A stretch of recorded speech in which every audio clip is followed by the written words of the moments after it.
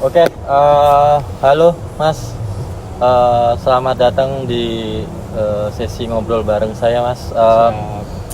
Hari ini kita ngobrol santai Mas ya, mengenai topik yang sangat banyak diperbincangkan Mas. Kalau boleh tahu, boleh kenalan dulu Mas.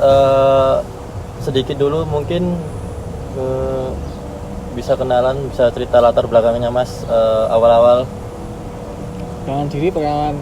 kenalan. Baik, nama saya Alvin Dialhayi. Hmm, Sekarang masih mahasiswa hmm. dan sudah terjun di dunia IT mungkin berapa kalau tahun lupa, sekitar SMK lah, SMP SMK. SMK. Dulu tertariknya bukan di siber ya, Hmm. tapi di game dev. Game dev. Cuman seiring berjalannya waktu, aku pengen ngehack. Ngehack, guys. Ngehack. Dan akhirnya waktu ke SMK ambil jaringan. Terus berkembang, pindah lagi tuh cita-citanya, pengen develop app. Develop. Ternyata waktu kelas 3 itu mulai perjalanan hacking dimulai mungkin itu ya. Dulu ada namanya ujian komputer pakai CBT kalau pernah dengar. Ujian pakai CBT. Nah, yang dipakai sama sekolahanku itu ternyata banyak celahnya. Salah satunya ya default adminnya dipakai, terus ada broken access control kayak IDOR, jadi kita bisa lihat soalnya orang lain dari PC kita, terus bisa akses panel admin, terus dan di panel adminnya ada fitur namanya bank soal. Jadi semua jawaban yang diupload sama proktor kita bisa lihat. Terus ada fitur yang menarik di situ. Jadi setelah kita selesai ujian, nilai si peserta ujian ini muncul. Nah, dari situ ketika linking nih, nggak mungkin apps-nya nggak ada logika yang tahu gimana soal ini bener apa enggak. Terus setelah diselidiki ternyata di bank soal ada bank jawaban juga.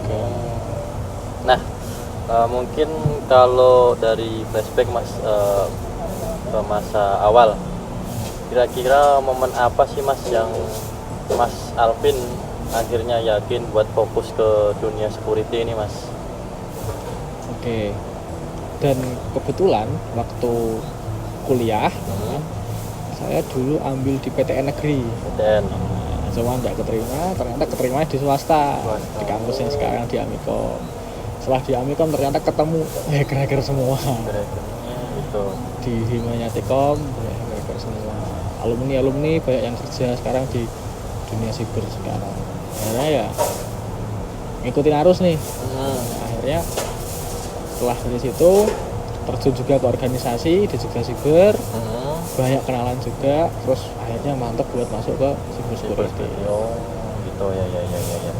Terus Mas, dari Jogja Cyber Security ini Mas ya, mungkin di perjalanan karir ya Mas ya, pastinya kan banyak tantangannya tuh, mulai dari apa ya, dari tantangan yang sangat sulit atau apa guys. Mungkin waktu pertama kali terjun dari security Mas di pentester.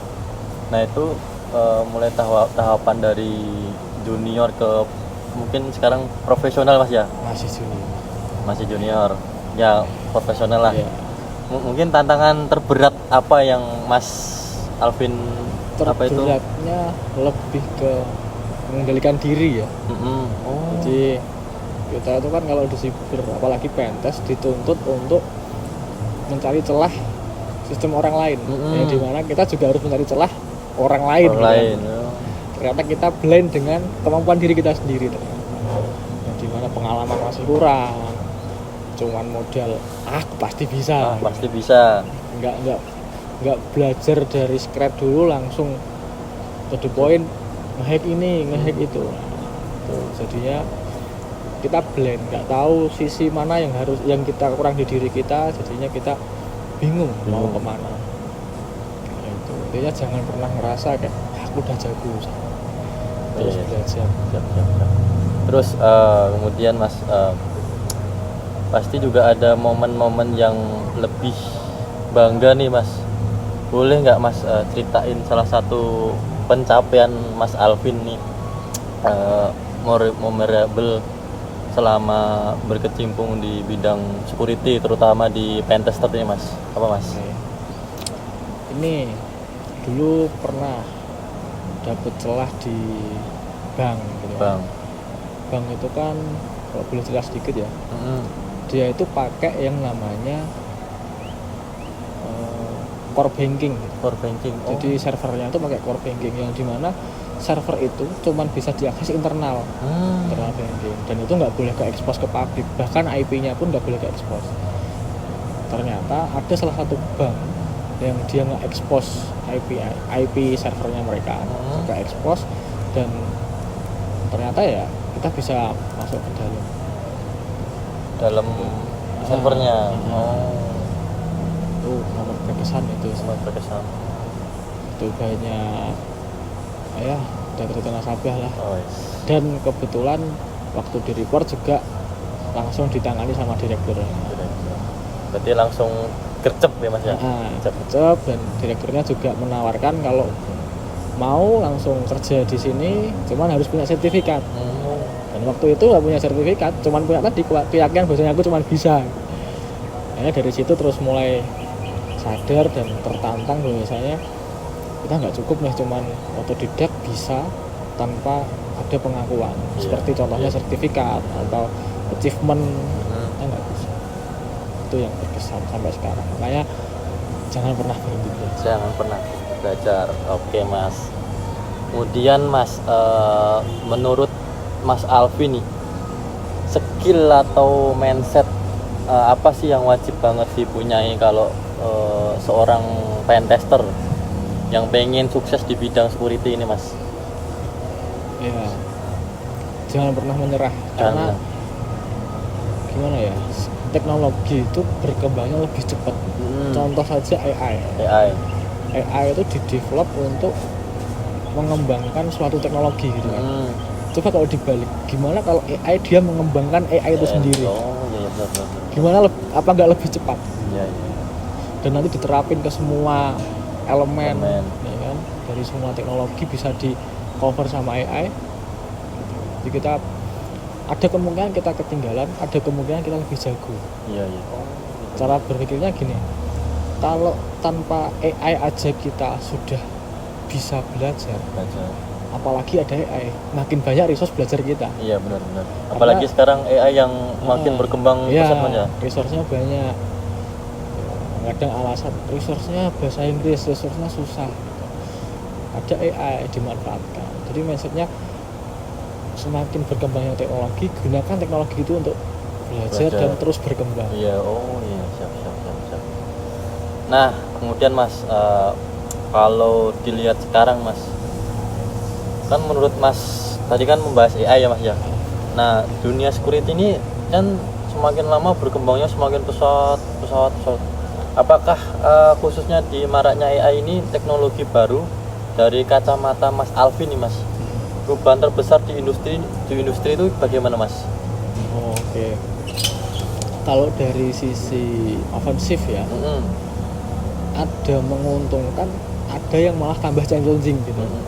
Menguntungkannya ketika kita pentest stuck, kita bisa tanya ke mereka. Gitu. Buat meringankan beban. Kita collab lah ibaratnya. Collab sama mereka. Karena collab dengan tim pun belum cukup, kita bisa collab dengan mereka. Tapi terkadang juga menjadi challenging karena apa? Sekarang itu kan segala aplikasi yang berbau dengan finance atau keuangan itu kan perlu dengan KYC, verifikasi KTP gitu. Tapi ada peluang AI untuk membobolnya, seperti deepfake, kan? Kita bisa niru KTP orang lain, bisa niru wajah orang lain, cuman modal AI. Bahkan suara pun bisa di-cloning sama mereka kan. Benar. Itu yang challenging. Benar.